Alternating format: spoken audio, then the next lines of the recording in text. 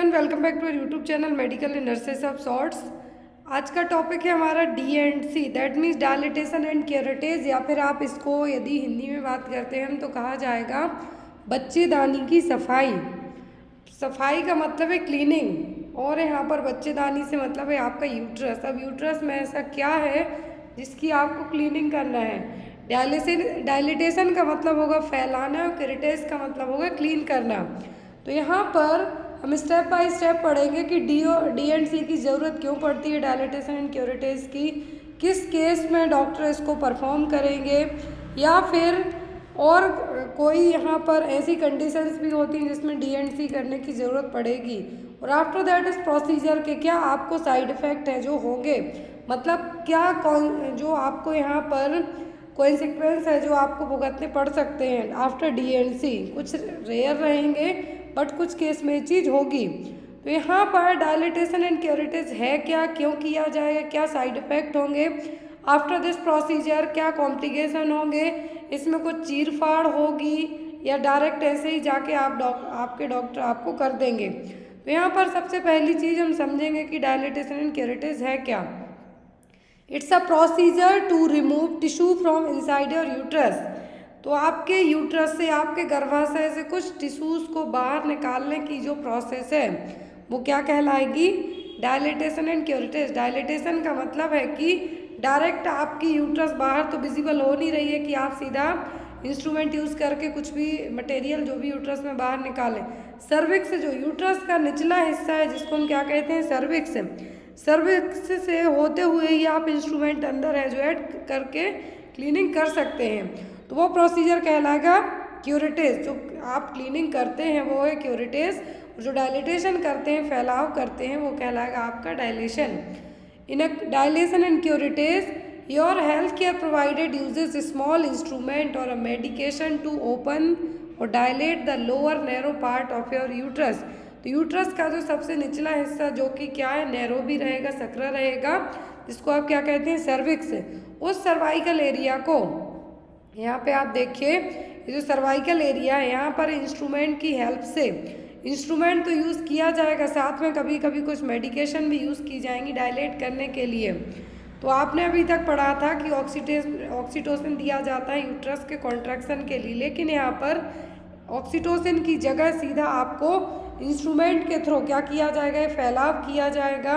इस इंस्ट्रूमेंट को आप क्या कहेंगे, क्यूरेट कहेंगे। क्या कहेंगे, क्यूरेट कहेंगे, जो कि एक शार्प इंस्ट्रूमेंट है और सक्शन डिवाइस की तरह काम करेगा। पहले आपने डायलेट किया, देन आफ्टर आपने ये जो यहाँ पर डायलिटेशन के लिए स्पेकुलम यूज़ किया जाएगा, इसको आप वेजाइनल स्पेकुलम भी कह सकते हैं। वेजाइना के थ्रू इसको सर्विक्स के अंदर भेजा जाएगा और जो एरिया है उसको डायलेट किया जाएगा।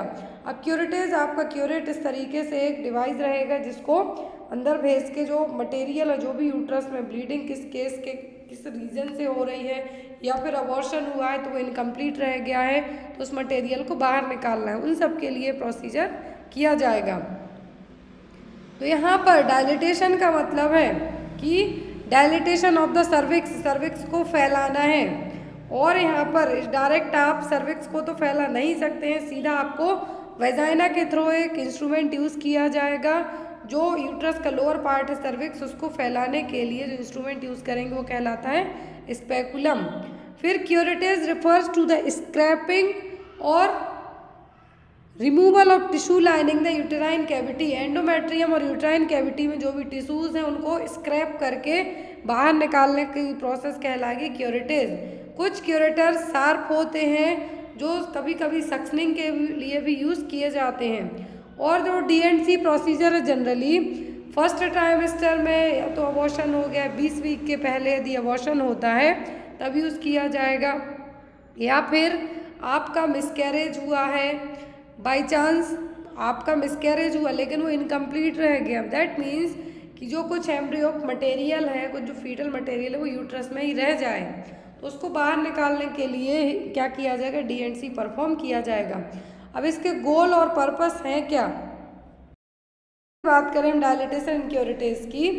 To determine the reason for heavy bleeding during और बिटवीन योर मेंस्ट्रुअल पीरियड। तो ये चेक करने के लिए भी कभी कभी डी&सी किया जाता है कि आपको जो जो पीरियड्स आपके आते हैं उसमें हैवी फ्लो हो रहा है, बहुत हैवी फ्लो हो रहा है, किस रीज़न से हो रहा है, कुछ कैंसर या फिर कुछ ट्यूमर्स वगैरह तो नहीं, उसके लिए किया जाएगा। टिश्यू निकालने हैं आपको चेक करने के लिए, तो D&C से आप निकाल सकते हैं। To remove non cancerous tumours और फाइब्रॉइड्स, यदि गर्भाशय में कुछ भी नॉन कैंसरस ट्यूमर्स या फिर फाइब्रॉइड्स हैं। नॉन कैंसरस का मतलब है कि जो फैलने वाले नहीं, लेकिन जो कुछ गांठ वगैरह पड़ गई हैं उनको बाहर निकालने के लिए यूज़ किया जाएगा। To remove and examine potentially cancerous tumours, तो जिन ट्यूमर्स को आप रिमूव कर रहे हैं, यदि आपको उनके लिए एग्जामिनेशन के लिए भेजना है और थ्रोली स्टडी करनी है उनके ऊपर, तो भी ये यूज़ किया जाएगा। To remove infected tissue which is often caused by a sexually transmitted disease and PID, कुछ ऐसे टिश्यूज जो इन्फेक्टेड हैं, जो कि सेक्सुअली ट्रांसमिटेड डिसीज़ के कारण हुए हैं या फिर पेल्विक इन्फ्लामेटरी डिसीज़ के कारण हुए हैं, तो उनको बाहर निकालने के लिए प्रोसीजर यूज़ किया जाएगा। यदि आपके गर्भाशय में या फिर यूट्रस में आफ्टर चाइल्ड बर्थ या फिर मिसकैरेज के बाद, आफ्टर चाइल्ड बर्थ के बाद यदि मान लीजिए कि प्लेसेंटा अंदर ही रह गया, तो उसको स्क्रैप करने के लिए भी कभी कभी D&C फॉलो किया जाएगा। या फिर इंट्रायूट्राइन डिवाइस अंदर खिसक गई है, तो उसको बाहर निकालने के लिए भी ये यूज़ किया जाएगा। इंट्रायूट्राइन डिवाइस एक बर्थ कंट्रोल मेथड है जिसमें कॉपर्टी वगैरह यूज़ की जाती है। यदि किसी रीज़न से कॉपर्टी अंदर खिसक जाती है तो उसको बाहर निकालने के लिए भी D&C अपनाया जाएगा। डायलेट करना है और क्यूरेट की हेल्प से बाहर निकालना है, सीधी सी बात। अब यहाँ पर इंडिकेशन किस केस में किया जाएगा, ऐसा नहीं है कि आप सीधा हॉस्पिटल जाएं और डॉक्टर से कहें कि मुझे D&C करवाना है। कुछ रीजंस होते हैं हर एक प्रोसीजर के। तो पहली चीज़ यहाँ पर इसमें आपको कोई भी चीरफाड़ नहीं होगी, कोई भी कट नहीं लगेगा, लेकिन डायलिटेशन एंड क्यूरेटेज डायग्नोस्टिक वे में, मतलब कि कुछ चीज़ों को चेक करने के लिए आपको डायग्नोस की जानी है कुछ भी प्रॉब्लम्स, तो उसके लिए यूज़ किया जाएगा। जैसे कि यदि किसी को एबनॉर्मल यूटेराइन ब्लीडिंग हो रही हो या फिर इरेगुलर ब्लीडिंग हो रही हो, पीरियड्स टाइम पे नहीं आ रहे हैं, बार बार आ रहे हैं, बहुत ज़्यादा सीवियर ब्लीडिंग हो रही है, या फिर आपको मैलिग्नेंट और प्री मैलिग्नेंट कंडीशन है जो डॉक्टर को फील होती है तब करेगा वो। और यदि एंडोमेट्रियल कैविटी में कुछ भी रिटेन्ड मटेरियल का मतलब है कि अबॉर्शन के बाद कुछ मटेरियल रह गया हो अंदर ही, या फिर कुछ ब्लीडिंग के कारण जो टिश्यूज़ की एक्स्ट्रा ग्रोथ हो गई है, तो उसको बाहर निकालने के लिए भी यूज़ किया जाएगा। अब यहाँ पर ये तो हमने इंडिकेशन पढ़ लिए, 4 आपको मेनली याद रखना है। पहला, यदि एबनॉर्मल ब्लीडिंग होती है तो, या फिर रेगुलर ब्लीडिंग वाला कोई सा भी केस है, मतलब जो आपके नॉर्मल पीरियड्स आते हैं, मेंस्ट्रुएशन आते हैं, उसके अलावा आपको बहुत ज़्यादा हैवी ब्लीडिंग होती है लेकिन रीज़न पता नहीं है, तो उसको चेक करने के लिए, वो ब्लड बाहर निकालने के लिए, टिश्यूज़ निकालने के लिए DC किया जाएगा। या फिर अबॉर्शन आपने घर पे ही टैबलेट खा के किया है, लेकिन आपको लगता है कि पूरा, और गायनेकोलॉजिस्ट को लगता है कि कंप्लीट मटेरियल बाहर नहीं है, अबॉर्ट नहीं हुआ, तो उस मटेरियल को बाहर निकालने के लिए किया जाएगा। या फिर कुछ नॉन कैंसरस ग्रोथ वगैरह हो रही है तो उस टिश्यूज़ को बाहर निकालने के लिए किया जाएगा। अब किस केस में आप DC नहीं कर सकते हैं, डायलिटेशन एंड क्यूरेटेज नहीं कर सकते हैं, वो होंगे इंट्रा यूटेराइन प्रेगनेंसी, जो कि वायबल, यदि डेथ फीटस है तब आप DC करेंगे, डायलिटेशन एंड क्यूरेटेज करेंगे। लेकिन यदि फीटस जिंदा है, वायबल है, वायबल का मतलब है कि लाइव फीटस है, तब आप DC परफॉर्म नहीं करेंगे। और यहाँ पर सर्वाइकल ओस विजुअल नहीं हो रहा है तब भी DC नहीं करेंगे। कहाँ पर आप स्पेकुलम इंसर्ट कर देंगे। या फिर ऑब्स्ट्रक्टेड वेजाइना है, वेजाइना में कुछ भी ऑब्स्ट्रक्शन है तब भी आप स्पेकुलम अंदर इंसर्ट ही नहीं कर पाएंगे, तो DC तो करने का सवाल ही नहीं होता। तो यहाँ पर एक केस क्या है, एब्सोल्यूट कॉन्ट्रा इंडिकेट केस है जिसमें आप DC नहीं कर पाएंगे। अब यहाँ पे बात करेंगे हम कि जो प्रोसीजर किया जाएगा डायलिटेशन एंड क्यूरेटेज, एक क्या है, एक प्रोसीजर ही है जिसमें आपको हॉस्पिटल में जाने की ज़रूरत पड़ेगी। आपके गायनेकोलॉजिस्ट इसको घर पे आके तो नहीं कर देंगे, जैसे आपको अबॉर्शन में पिल्स लिख देंगे तो आप खा लोगे और घर पे आपका अबॉर्शन हो जाएगा, लेकिन DC ऐसा नहीं होगा। डायलिटेशन एंड क्यूरेटेज में आपको हॉस्पिटल जाना होगा और डॉक्टर आपको कुछ इंस्ट्रक्शंस भी देंगे कि आप अकेले हॉस्पिटल तो मत आइए, आप अपने साथ में किसी को लेके आइए। पहला, प्री ऑपरेटिव इंस्ट्रक्शन की बात हो रही, बिफोर द प्रोसीजर यदि डायलिटेशन क्यूरेटेज आपका होना है, मोस्टली केसेस में ये तब किया जाता है यदि 70% केस की बात करें हम, जब अबॉर्शन इनकम्प्लीट हो गया हो, मतलब अबॉर्शन का जो कंसेप्शियस मटेरियल कुछ बाहर आ गया कुछ अंदर रह गया हो, तब किया जाता है। तो यहाँ पर लिमिट में आप खाना पीना खाएं 48 घंटे के पहले ही प्रोसीजर होने के। आप अपने साथ में किसी को लेके आएँ घर से, क्योंकि आपको जो स्पेकुलम इंसर्ट किया जाएगा उसके पहले आपको एनेस्थीसिया भी दिया जाएगा, जिसके कारण आपको ड्राउजीनेस होगी। इसके लिए आप साथ में किसी को लेके आएँ। आपको प्रोसीजर के पहले थोड़े टाइम पहले आना है, क्योंकि आपके प्रोसीजर में थोड़ा टाइम लग सकता है, तो आप इनफ टाइम लेके आएँ, हड़बड़ाहट में ना आएँ। रिकवरी के लिए भी आपको 1-2 घंटे हॉस्पिटल में रुकने को कहा जा सकता है। अब यहाँ पर नेक्स्ट बात आती है आपकी ट्रे की, कि कौन कौन से, तो ये तो प्री ऑपरेटिव होगा। फिर आती है D&C की ट्रे की, क्या क्या आपको ज़रूरत पड़ेगी, गायनेकोलॉजिस्ट को क्या क्या इंस्ट्रूमेंट की ज़रूरत पड़ सकती है।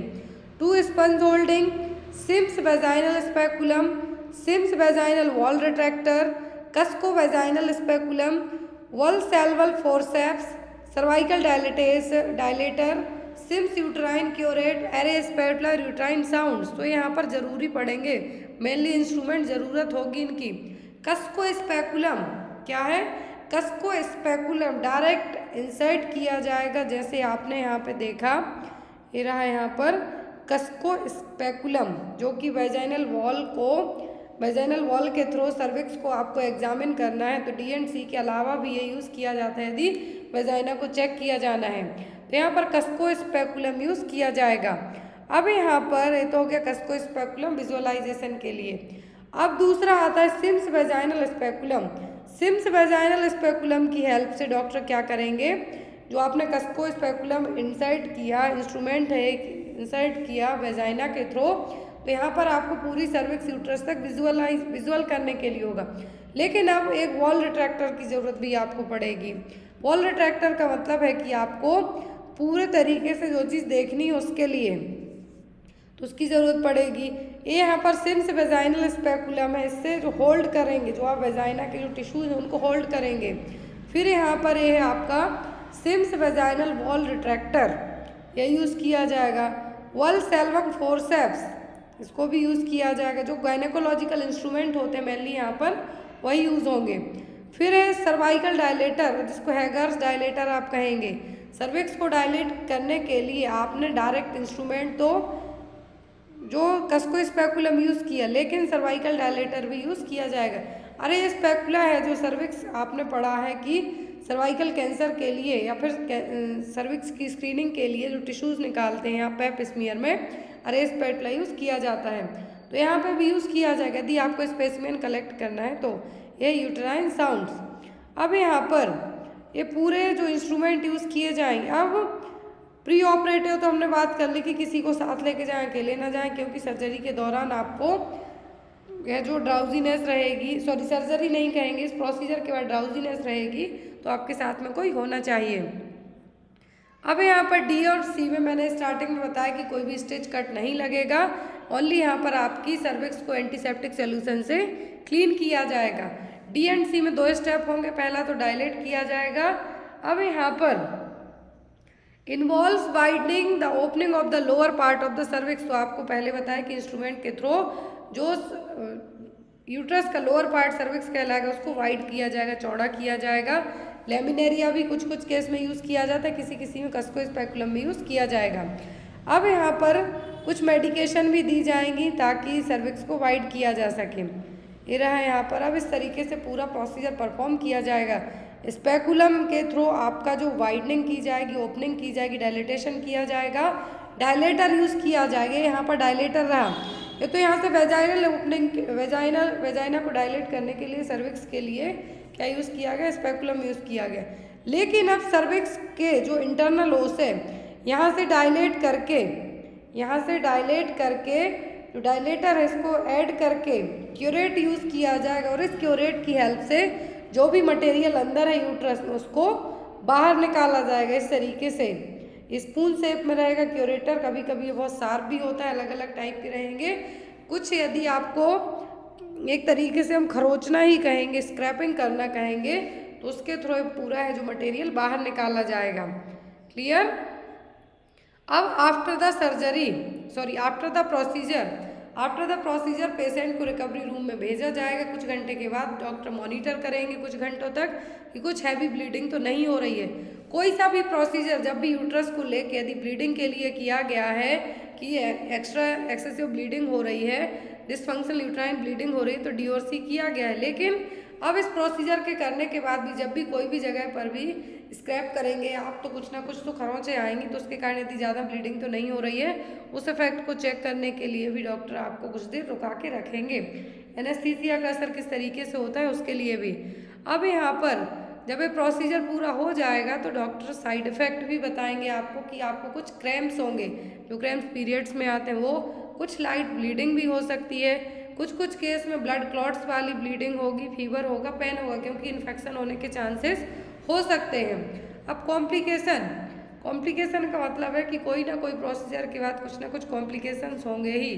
जैसे आपकी नॉर्मल वेजाइनल डिलीवरी या फिर LSCS होता है तो आपको ब्लीडिंग PPH के चांस रहते हैं, वैसे ही यहाँ पर भी आपको सर्विक्स डैमेज हो सकती है, परफोरेटेड यूट्रस हो सकती है, एब्डोमिनल टेंडरनेस हो सकती है, कुछ केस में असर्बन सिंड्रोम जो कि फॉल स्मेलिंग डिस्चार्ज हो सकता है, क्योंकि जो स्कार टिश्यू आपके निकाले गए हैं उनके कारण यहाँ पर असर्बन सिंड्रोम कुछ रेयर केस में होने के चांसेस रहेंगे। तो ये क्या थे, कॉम्प्लिकेशंस थे। तो D&C में आपको बेसिकली एक ही चीज़ याद रखना है कि सर्विक्स को फैला के यूट्रस में जो भी मटेरियल है उसको बाहर निकालना। इसीलिए यदि यहाँ पर हम बात कहें तो इसको कहेंगे हम बच्चेदानी की सफाई।